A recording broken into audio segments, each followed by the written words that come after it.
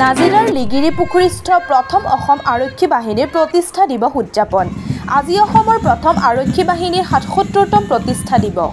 British ৰাজত্বকালত ১৯৪২ চনত Assam rail force নামেৰে প্ৰতিষ্ঠা হোৱাৰ পৰৱৰ্তী সময়ত বিশ্বযুদ্ধৰ সময়ত অক্সিলাৰী ফ'ৰ্চৰূপে নিয়োজিত কৰা বাহিনীটোৱে যুদ্ধত অৱতীৰ্ণ হৈছিল আৰু তাৰ পৰৱৰ্তী সময়ত ১৯৪২ চনৰ ১৫ জুলাই তাৰিখে একম অসম আৰক্ষী বাহিনী নামেৰে নামাকৰণ কৰা হয় আৰু ১৯৫২ চনৰ ১ আগষ্ট তাৰিখে অসমৰ প্ৰথম বাহিনী দেৰগাঁৱৰ কপাহতলী পথাৰত গঠন কৰা হয়।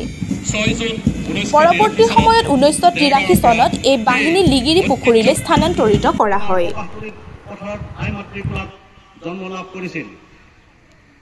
এই বাহিনীৰ প্ৰথম অধিনায়ক হিচাপে মিষ্টাৰ H.F.G. বাৰ্বিজ IP তেওঁ প্ৰথম ব্ৰিটিছ চাহাব অধিনায়ক হিচাপে দায়িত্বভাৰ গ্ৰহণ কৰিছিল।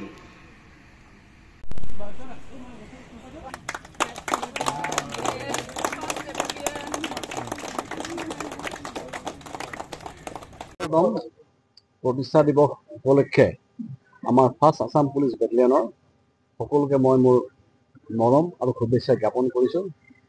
আৰু আমাৰ এই যিটো বেটেলিয়ন, এই battalion first Assam police battalion, এই বেটেলিয়ন আমাৰ অসমৰ প্ৰথম বেটেলিয়ন হয় আৰু এই বেটেলিয়ন জাষ্ট আফটাৰ ইণ্ডিপেণ্ডেঞ্চ আমাৰ 1948ত এই বেটেলিয়নটো জন্ম হৈছিল আৰু এই জন্ম হৈছিল দেৰগাঁৱত আৰু তাৰপিছত এই বেটেলিয়নটো আমাৰ ইয়াত 1983ত আমাৰ লিগিৰি পুখুৰীলৈ ট্ৰান্সফাৰ ইয়ালৈ আহি যায় আৰু ইয়াতেই প্ৰতিষ্ঠা হৈ যায় আমাৰ বেটেলিয়নটো আৰু তেতিয়াৰ পৰাই ইয়াত আমাৰ কাম বন চলি আছে আৰু বিশেষকৈ পুৰণি বেটেলিয়ন আৰু যথেষ্ট অভিজ্ঞ বেটেলিয়ন আৰু সকলো যিবিলাক আমাৰ জোৱানছ আছে সকলোকে নিজৰ নিজৰ আমাৰ বৰ্ডাৰিং এৰিয়া বহুত আছে, তাত আমাৰ নিজৰ কাম কৰি আছে, তেওঁলোকে ভাল কাম কৰি আছে, বহুত ভাল কাম কৰিছে আমাৰ জোৱানসকলে।